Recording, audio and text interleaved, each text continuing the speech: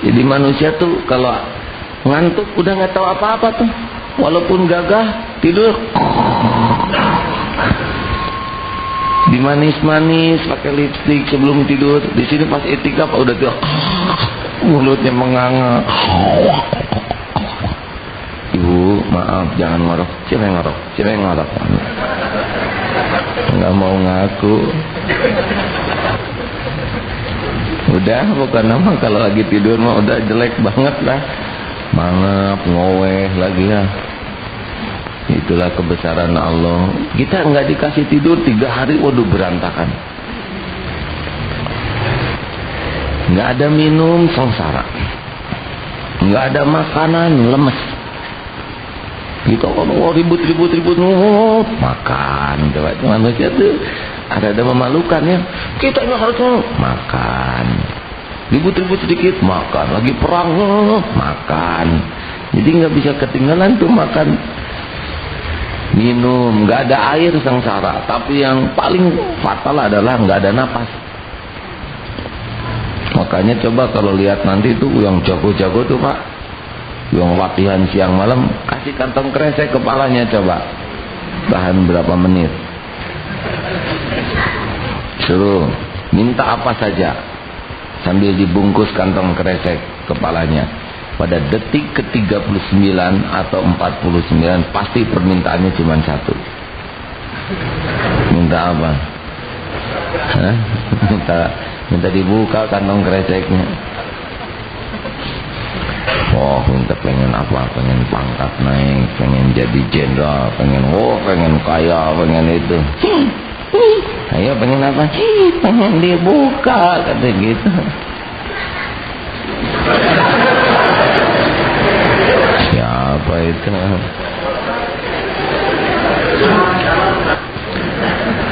Jadi manusia itu lemah, lambat lama tambah tua. Nanti semua itu sekujur tubuhnya mulai pada bermasalah, ginjal ya, paru-paru. Memang begitu oleh Allah. Dibuat terus makin tua. Semua yang berkuasa akhirnya juga tiada. Wah, yang gagah perkasa awalnya sudah gampang. Kalau Allah mau melumpuhkan, cukup kirim nyamuk, demam berdarah. Susah Pak, gagah-gagah juga tetap aja oleh nyamuk mah. Dan untung nyamuknya kecil-kecil, coba nyamuknya sebesar kambing, repot tuh. Nah, makin lama kita makin tua, dan pada saatnya ada yang dibuat pikun oleh Allah. Tadi ayat tadi menunjukkan akan dibuat lupa apa yang diketahuinya. Subhanallah tuh. Ini juga perbuatan Allah. Kenapa Allah membuat orang tua pikun? Ladang amal bagi anak-anaknya. Urus orang tua tuh. Jangan orang tua disimpan di panti jompo. Saya pernah dengar Jim itu Jim yang antropolog dari Amerika suatu saat berada di belantara Papua. Wah, ceritakan tentang bagaimana modernnya Amerika. Terus orang Papua ini di pedalaman ini bertanya, apakah betul katanya di Amerika orang ada panti jompo untuk orang tua? Oh, betul. Jadi gimana? Ya, para orang tua itu dititipkan di sana. Lalu anaknya di mana? Ya, anaknya sibuk bekerja. Nangis katanya mereka tuh. Nangis. Kepala suku, kenapa nangis? Kata mereka, kok bisa orang tua diserahkan kepada orang lain? Nangis, nggak tega. Itu di pedalaman itu, yang tidak mengenal syariat Islam dan sebagainya. Karena bagi mereka mengurus orang tua itu adalah sebuah kehormatan dan etika yang sangat tinggi.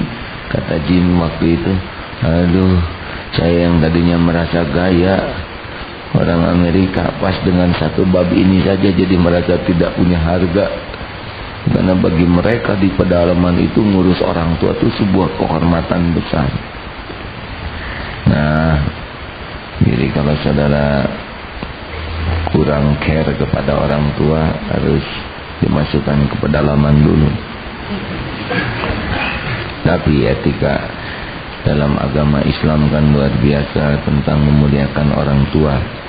Dan pada saatnya kita akan meninggal. Meninggal itu sama sekali bukan karena sesuatu hal.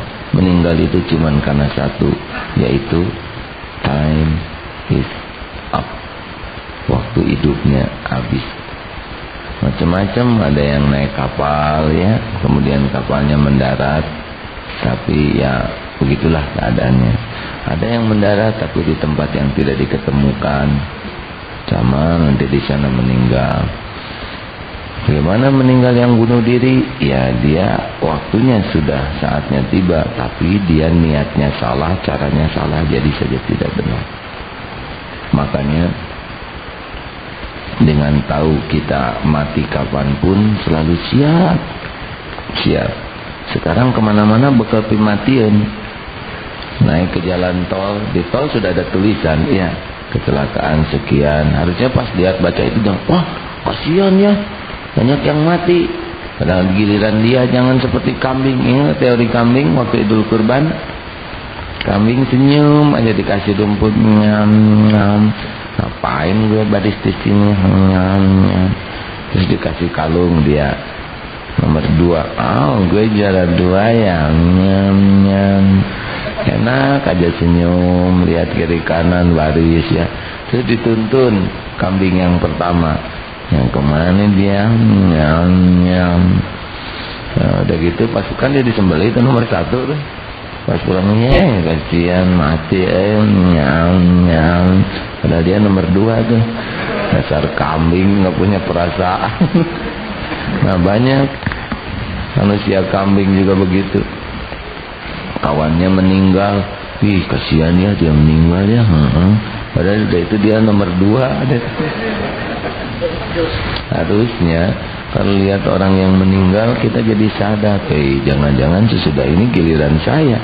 Dia baru aja di kantor, pulang udah meninggal. Padahal sekolah mati-matian, latihan mati-matian, kalau udah waktunya begitu Pak. Oleh karena itu bagus dengan ingat semua milik Allah. Kita tidak usah bangga dengan apa yang ada. Otot ini milik Allah dan mudah bagi Allah untuk melumpuhkan kita. Lihat orang lain jangan meremehkan, karena orang lain juga milik Allah. Rupa kita bukan milik kita. Kita tidak punya kemampuan apapun nih untuk membuat rupa kita. Sudah terima apa adanya. Alhamdulillah bikinan Allah. Jangan ujub, jangan sombong, jangan menjadi maksiat bagi diri, jangan juga menjadi maksiat untuk orang lain. Hati-hati bagi yang diberikan titipan kelebihan itu cenderung mau pamer. Biasanya kalau kita diberi kelebihan, ingin orang lain tahu kelebihan kita.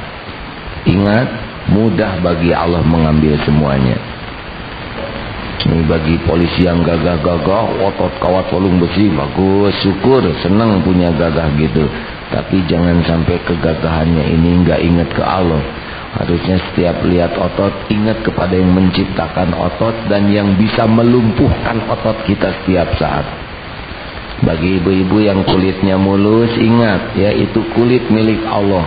Sekarang kulit bagus, besok borontok, eksim, panu, kadas, kurap. Apa sulitnya bagi Allah? Kan ada yang kulitnya pokoknya cantik, rupawan, kulitnya mulus, karena ingat karena saking saking merasa ujubnya, dia naik motor terpleset, robek wajah, tangannya juga. Itu tidak sulit.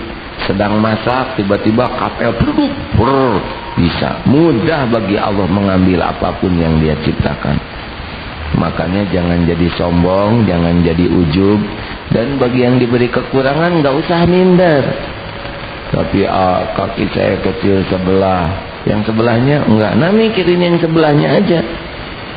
Tangan lengkap, mata lengkap, telinga, wah ternyata sekujur tubuh, subhanallah, ginjal, empedu, paru-paru, jantung, semuanya lengkap. Dahlah, syukuri saja yang lebih lengkap. Tapi kok kulit saya hitam. Justru itu yang membuat hitam manis. Tidak ada putih manis ya. Sudahlah, terima, Allah yang mewarnai. Tapi kok bibir saya tebal, udah itu seksi, itulah gitu. Pokoknya bikin yang enak aja. Tapi itu kamu ada jerawat pemanis, beres. Udah nggak usah ruwet-ruwet lah, gimana? Udah begitu desainnya. Apakah boleh diperbaiki? Ya niatnya apa dulu dan caranya bagaimana. Nah itulah rekan-rekan sekalian, bahwa kita ini ciptaan Allah, kita ini milik Allah, kita ini dikuasai oleh Allah. Semua orang adalah milik Allah, dikuasai Allah.